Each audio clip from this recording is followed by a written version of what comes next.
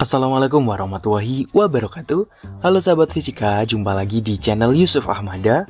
Pada video kali ini kita masih akan melanjutkan pembahasan materi fisika kelas 11 berkaitan dengan fluida dinamis.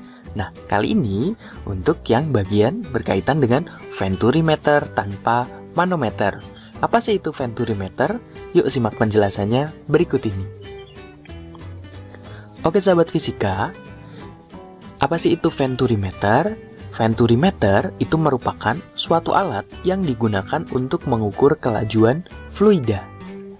Nah, seperti ini penampang dari venturimeter tanpa manometer, di mana ketika ada fluida dialirkan melalui tabung venturimeter ini, di sini karena pada titik 1 dan pada titik 2 itu terjadi perbedaan tekanan karena luas penampang yang berbeda, maka di sini pada kedua kaki venturimeter ini ketinggian fluidanya akan terjadi perbedaan ketinggian, di mana perbedaan ketinggian fluida pada kedua kaki venturimeter itu kita simbolkan dengan H ini.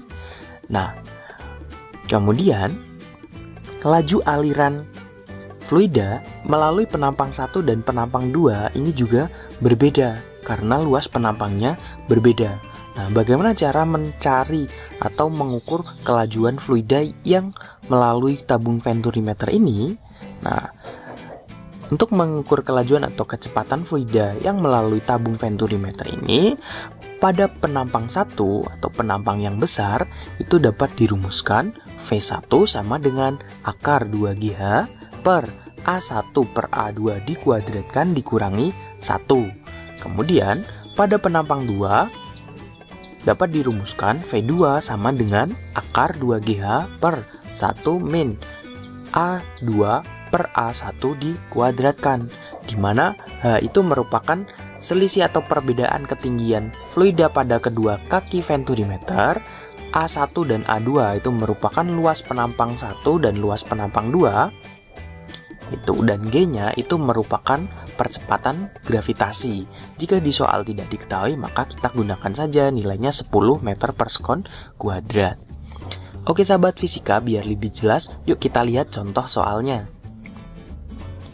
Nah, untuk mengukur kecepatan aliran air pada sebuah pipa horizontal digunakan alat seperti diperlihatkan gambar berikut ini. Ini merupakan gambar alat venturimeter. Jika luas penampang pipa besar adalah 5 cm persegi dan luas penampang pipa kecil adalah 3 cm persegi, serta perbedaan ketinggian pada dua pipa vertikal adalah 20 cm, tentukan kecepatan air saat mengalir pada pipa besar dan kecepatan air saat mengalir pada pipa kecil. Nah, oke sahabat fisika, dari soal ini sudah diketahui bahwa luas penampang pipa besarnya atau A1-nya sama dengan 5 cm persegi dan luas pipa penampang kecil atau A2-nya sama dengan 3 cm persegi.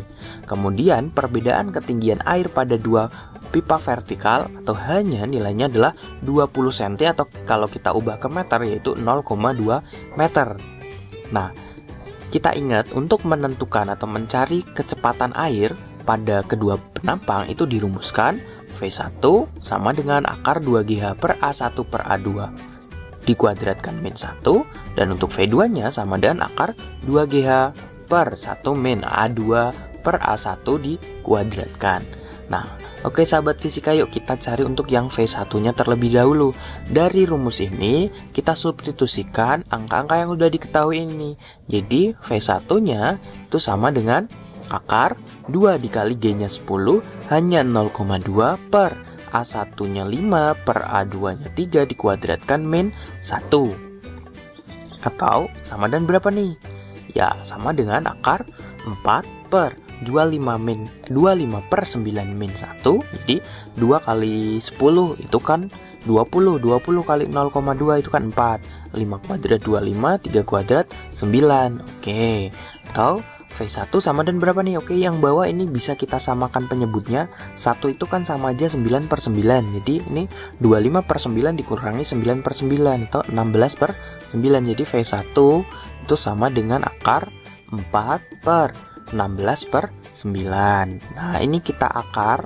Kalau kita akar berapa nih? Akar 4 2, akar 16, 4, akar 9, 3. Oke, jadi V1 sama dengan 2 per 4 per 3, atau sama dengan 2 dikali 3 per 4. Nah, 2 sama 4 ini boleh nih kita bagi 2 semua.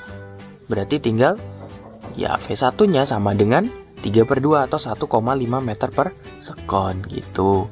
Nah, setelah kita dapat untuk V1 nya atau kecepatan air yang mengalir pada pipa besar, bagaimana cara mencari kecepatan aliran air yang melalui pipa kecil? Apakah kita harus menggunakan rumus ini juga? Nggak usah sahabat fisika. Jadi kalau kita udah dapat V1 nya, untuk mencari V2 nya kita bisa memanfaatkan persamaan asas kontinuitas. Masih ingat kan? Dimana asas kontinuitas itu berlaku A1 V1 sama dengan A2 V2. Nah, di sini A1 nya kan 5. 5 dikali 1,5 sama dengan A2 nya 3 dikali V2. 5 kali 1,5 itu kan 7,5. 7,5 sama dengan 3 V2. Oke, berarti V2 sama dengan 7,5 dibagi 3. Berapa? Iya, V2 nya berarti sama dengan 2,5 meter per sekon gitu. Atau kalau misalnya sahabat fisika mau ngitung pakai rumus ini juga silakan. Hasilnya insya Allah sama saja. Nah, oke sahabat fisika, itu tadi sedikit simpel konsep berkaitan dengan venturimeter tanpa manometer. Nah, kita bahas untuk materi-materi berikutnya di video berikutnya ya. Nah, kalau menurut kalian video ini bermanfaat, silakan like and share ya. Jangan lupa untuk subscribe juga. Saya Yusuf Ahmada, terima kasih. Wassalamualaikum warahmatullahi wabarakatuh.